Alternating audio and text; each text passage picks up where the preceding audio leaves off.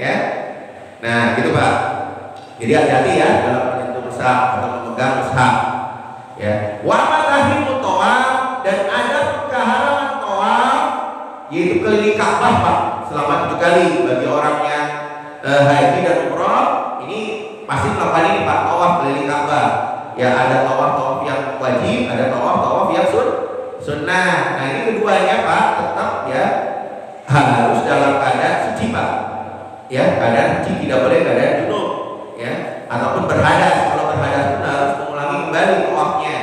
Tahrimu tawaf, keharaman tawaf li qaulihi sallallahu alaihi wasallam, berdasarkan sabda Nabi Muhammad sallallahu alaihi wasallam, at-tawafu bil baiti shalat, bahwa tawaf di Baitullah itu sama seperti salat. Makanya karena sama seperti salat Pak, ya, maka wanita pun ya tawaf itu ya nggak boleh bercadar Pak. Ya, ingat ya Pak. Karena sama dengan sholat, wanita ya ketika tawaf itu tidak boleh bercadar. Cadarnya harus dibuka Pak. Cadarnya harus dibuka. Makanya kalau kita lihat di sana, ya, kalau yang memahami ilmunya, maka dia akan lepas cadarnya karena harus terlihat luka Pak dalam sholat. Ya, harus terlihat lukanya dalam sholat. Karena sama dengan sholat Pak. Ya. Rawahul Hakim, maka hadis ini diriwayatkan oleh Imam Hakim. Ya. Wa qala sahihul isnad, bahwa hadis ini sahih, sanadnya sahih Pak. Ya. Ya. Awaqahu jama'atun, dan ulama sepakat terhadap hal ini Pak. Ya, jumlah ulama sepakat terhadap hal ini. Ya. Wa ruwiya aidan, dan diriwayatkan juga at-tawafu biman zilatis shalah, bahwa tawaf itu kedudukannya sama dengan sholat. Nah, apa yang membedakannya Pak?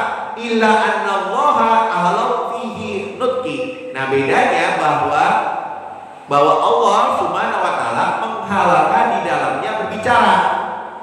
Ya, kalau sholat kan nggak boleh berbicara. Kalau sholat ketika berbicara maka kita batal. Tetapi ketika kita tawaf kita tidak batal ketika berbicara. Tapi kalau kita batal kalau kita berhadas. Nah, ini Pak. Ya. Maka dikatakan faman nataqa wala yantiqu illa bi khairin. Maka barang siapa yang berbicara, maka janganlah berbicara kecuali hal-hal yang kebaikan dalam tawaf. Jadi tawaf boleh berbicara, tapi bicaranya yang baik-baik Pak ketika tawaf. Jadi kalau kita punya rezeki kita melakukan umroh atau haji, jangan sampai kita tawaf berbicara hal-hal yang jelek.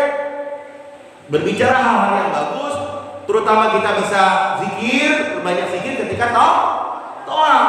Nah itu Pak, daripada kita ngomong yang jelek-jelek, mendingan kita zikir ya ketika kembali Ka'bah. Qala Hakim, berkata Imam Hakim, ini imam ahli hadis Pak.